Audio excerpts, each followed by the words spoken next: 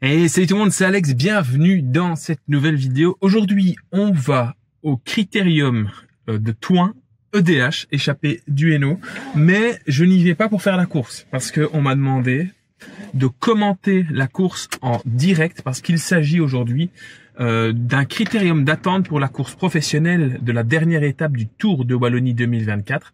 Et donc, il y a un podium avec vraiment tout ce qu'il faut. Et un micro, et on m'a demandé il y a quelques semaines, voire mois, de commenter cette course, et j'aurais bien voulu y participer, mais mon envie de commenter était plus importante, donc on va se mettre en route là maintenant pour commenter cette course, et je vous emmène avec moi pour vous faire découvrir tout ça. Bon, ça y est, je suis bien arrivé à Thoin. C'est marrant parce que j'ai travaillé à l'Athénée de Thoin qui est juste ici il y a 3 ans et demi, 4 ans, quelque chose comme ça. Et donc ici, le long de la chaussée que les coureurs de l'EDH vont emprunter pendant une toute petite partie, et c'est ici qu'il y aura l'arrivée de l'équipe, enfin de la course pro tout à l'heure. Et donc c'est ici qu'ils ont garé tous les cars des équipes. Donc là par exemple Groupama FDJ, devant là AG2R la mondiale, il y a Uno X aussi. Et donc j'ai la chance d'avoir tout simplement Léandre avec qui je m'entraîne. On a un groupe de copains sur la région de Charleroi et on va souvent rouler ensemble, et il habite Thoin, donc je me suis garé chez lui. Ça m'évite de devoir chercher après une place de parking et de galérer. Donc je suis vraiment pas loin. Donc aujourd'hui, commentaire, ça commence tout doucement à stresser. J'ai préparé un petit peu tout ça, donc les coureurs, le truc c'est que je sais pas qui sont les coureurs qui seront là. En Belgique, il n'y a pas d'engagement pour ce genre de course avant le départ. Donc j'ai aucune idée de qui sera au départ, donc j'ai un petit peu ciblé les coureurs, j'ai fait un petit peu mes recherches pour savoir qui était potentiellement là, qui ne serait pas là, etc. Et donc j'ai fait le listing des coureurs favoris avec leur palmarès général et surtout celui de l'année 2024 afin de pouvoir donner le maximum d'informations. J'ai fait moi-même le tracé du parcours sur Komoot et Strava pour avoir une idée du dénivelé, etc. C'est très simple, 10 mètres de dénivelé positif par tour, un tour qui... Alors, c'est difficile à calculer, mais entre 1,2 et 1,6 km, on n'a pas trop d'informations, même si je l'ai tracé. En fait, on prend des routes sens interdit, et donc Komoot et Strava ne veulent pas vraiment calculer l'itinéraire, donc j'ai dû forcer l'itinéraire. Donc je sais pas si ça a pris la bonne longueur, enfin bref, voilà. Donc je vais essayer de trouver Marc et Michel qui s'occupent de l'organisation aujourd'hui de la course EDH, et je vais tout doucement voir comment ça se passe, si j'ai une prise, parce que j'ai un ordi avec toutes les infos. Si l'ordi, je sais pas le brancher, j'aurai pas de batterie. Si j'ai pas de batterie, je vais devoir meubler sans les informations nécessaires dont j'ai besoin pour faire mon commentary sur cette course. Ah, regardez-moi ça. Et du coup, cette fois-ci, les coureurs EDH, ils vont avoir comme chance de parcourir plusieurs fois ce bout de circuit qui est l'arrivée des coureurs pro. Ils arriveront entre 16h et 16h15. Nous, le départ est à 14h. Ils vont rouler pendant une petite heure 20. Et alors, ils auront le prestige aussi de pouvoir avoir leur podium sur le podium du Tour de Wallonie. C'est là qu'on va aller pour commenter. Je vais m'y mettre tout doucement quand même. Et alors, je ne peux pas vous filmer le tour parce que j'ai pas pris mon vélo. Mais sachez en fait que c'est un circuit d'1 km 600, 700. Et on tourne toujours à droite avec un petit secteur pavé. Je pense que franchement, ils vont bien s'amuser. Ça fait 1 heure qu'ils sont partis. 5 tours, ça fait combien de minutes ça? Ils tournent en 2,30 du tour. Donc 5 fois 2,30, ça fait 15 minutes. Attends, il faut recalculer, mais je crois que ça fait ça. 2,30 fois 4, ça fait 10. Ça fait 13 minutes. 13-14 minutes. Donc dans 7 tours, c'est l'arrivée. Ça va. Attends. Pas trop calme, hein. Quand tu fasses 2 efforts, tu vas pas... Pourquoi 80? En catégorie B, on a Raoul Lavo qui vient le passage de la ligne avec 3 secondes d'avance sur ses deux suivants, Fabien Fouquet, Sven Van de Ven et Nicolas Landrich. C'est parmi ces 4 hommes qu'il faut chercher le vainqueur dans la catégorie B, les deux sacs jaunes. Et avec une arrivée potentiellement au sprint dans ce groupe-là. Alors que chez les A-Master, Peter Ledecker avec un tour d'avance et maintenant intouchable, mais dans les A-Elite, on va avoir une victoire qui va se jouer entre Oxford Beauties, Doxons, Radécan. Bon, ça y est, elle est faite, c'était fun. Là, je reprends mes affaires et je rentre à ma maison en espérant pas être bloqué par les pros qui devraient arriver d'ici à peu près 40-50 minutes. J'aimerais bien rentrer avant qu'ils n'arrivent.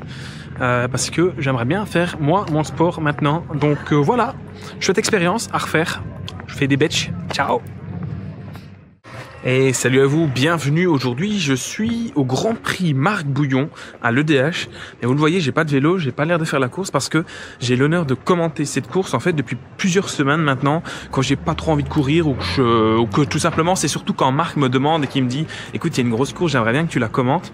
Eh ben je deviens commentateur de course cycliste. Donc aujourd'hui 4e essai ici et c'est un honneur de pouvoir commenter cette course et je vous emmène avec moi pour vous montrer tout ça.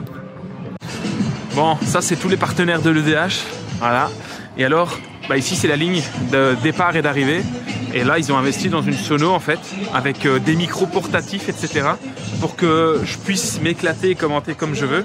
Donc au début, c'est toujours un petit peu stressant. Alors je vais vous montrer un truc, mais je vais m'éloigner de la musique parce que vous connaissez les droits d'auteur. Vous voyez, avant de venir à la course, forcément, il faut préparer. Donc ici, j'ai à peu près tout. Aujourd'hui, c'est le Grand Prix de Marc Bouillon. Donc j'ai pris son palmarès, etc. Parce que forcément, les coureurs qui sont nés dans les années 60, je les connais moins bien que les coureurs actuels. Et donc le circuit du jour, même s'il semblerait qu'il ait été changé au dernier moment, parce qu'il y a des travaux en fait au niveau de cette zone-là. Il y a des petits travaux, donc ça a changé. Mais j'ai le dénivelé global un petit peu de ce qu'il y a. Les athlètes qui sur Strava ont fait le meilleur temps sur ce circuit, mais bon là on ne pourra pas vraiment compter là-dessus parce que ça a changé. Et puis aujourd'hui il y a deux courses, une course à 13h, à l'EDH ça fonctionne par âge, donc les D+, ce sont les plus de 60 ans, et puis ils sont répartis en catégories 60, 65, 70, 75 ans. Donc voilà, ça c'est le classement actuel de la régularité pour les D+, là c'est celui pour les D, et celui-ci c'est pour les C. Et alors il y a le classement de l'an dernier pour ces catégories-là, donc on peut voir que l'an dernier, en catégorie 60 ans, c'était Wynandi qui avait gagné. Et donc voilà, j'ai tous les temps, j'ai tout référencé. Puis pareil pour la course de 15h avec les A et les A+. Et donc l'an dernier c'était Oxens Buntings qui avait gagné ici. Et donc voilà, et là c'est le classement de la régularité pour les A et pour les B. Donc j'ai plein d'infos comme ça, plus évidemment mon smartphone qui m'aide. Et donc ils vont installer la ligne et moi je vais bientôt prendre le micro pour commenter cette course. Et aujourd'hui c'est une course dans le village de Marc Bouillon, c'est le Grand Prix Marc Bouillon. J'ai oublié de vous dire aussi, ce que je fais, c'est que je prends les infos sur la ville, le village dans lequel on se situe. Donc aussi, on est à Brugelette. Donc forcément, je suis prof d'histoire géo. Donc je fais un petit peu des recherches sur l'histoire de la ville, l'histoire des rues de la ville et aussi l'histoire des communes qui sont jumelées avec la ville. Et donc, comme ça me permet de faire du lien. Ça me permet d'avoir toujours quelque chose à dire parce qu'il n'y a pas qu'une course à commenter, il y en a deux. Et parfois, on n'a pas d'infos pendant 5-6 minutes sur ce qui se passe en course. Et donc, il faut meubler. Donc voilà, toute cette préparation pour essayer de faire vivre au public le bel après-midi en ce samedi. Allez, les coureurs qui vont bientôt repasser sur la ligne, il leur reste 4 tours. Et il semblerait que les 3 fuyards aient pris pas mal d'avance maintenant, avec un peloton qui s'est peut-être un petit peu trop arrêté, qui a trop ralenti, même si ici devant la ligne ça fait très mal, grosse accélération ici. Allez, on s'accroche. Bon, la course a commencé, donc ici je vous montre, j'ai le PC avec les résultats des catégories, le nombre de tours, les écarts, j'ai tout. J'ai le micro, j'ai tout ce qu'il faut. Là je fais une petite pause parce que c'est les fêtes, c'est la culture belge. Et là il y a un mariage de géants. On m'a demandé de me taire 2 minutes pour qu'ils puissent célébrer le mariage. Donc là la course est en cours là, pour le moment. Et voilà, là en gros on a un groupe là, qui passe maintenant, qui va se faire rattraper par les premiers. Et là aujourd'hui, alors j'ai noté, mais dans l'échappée on a un Letton, un Estonien, un Africain du Sud et un Belge. Voilà. Et alors on a aussi un coureur d'Érythrée. Enfin bref, c'est une course internationale aujourd'hui. Donc ils vont très vite là les premiers. Il y en a un qui vient de se... Voilà, il est tout seul. Il a pris une légère avance. Voilà. Tac. C'est lequel lui? C'est Blaine Conrad Kik, c'est l'Africain du Sud. Et voilà, en gros ils sont 3 équipiers contre Alexandre Toubeau qui est un Belge. Et du coup ils lui mettent la galère là, ils attaquent chacun leur tour maintenant. Et il leur reste 5 tours. Donc voilà, il leur reste 5 tours. Donc j'attends que le mariage soit fini, je vais commenter la fin de la course. Donc voilà, et le problème, c'est ce qui m'inquiète, c'est qu'ils ont l'air de préparer des instruments de musique et tout après le mariage. Donc je sais même pas si je vais pouvoir commenter le final de la course, ce qui serait quand même vachement dommage, parce qu'on a un beau spectacle. Donc j'espère que ça va pas être trop long, quoi, parce que ce serait dommage de louper l'arrivée de la course.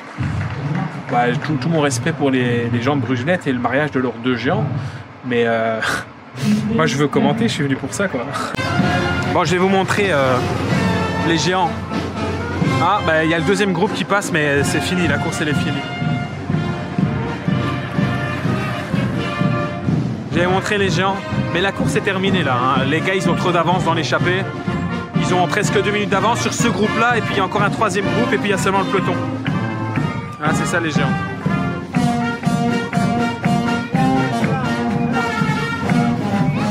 Ah, c'est la Belgique, hein. C'est la fête au village aujourd'hui. Donc je vais vous montrer un peu l'état des lieux de la course. Donc là, il y a un groupe qui est à 2 minutes qu'on vient de voir passer. Et donc là, il y a un troisième groupe qui va passer, mais qui n'est toujours pas le peloton. C'est toujours un groupe de contre. Et donc par contre, dans ce groupe, il y a le leader de la catégorie B.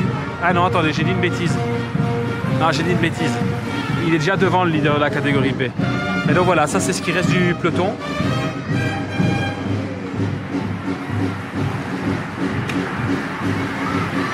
Oh, ils sont à bloc, hein.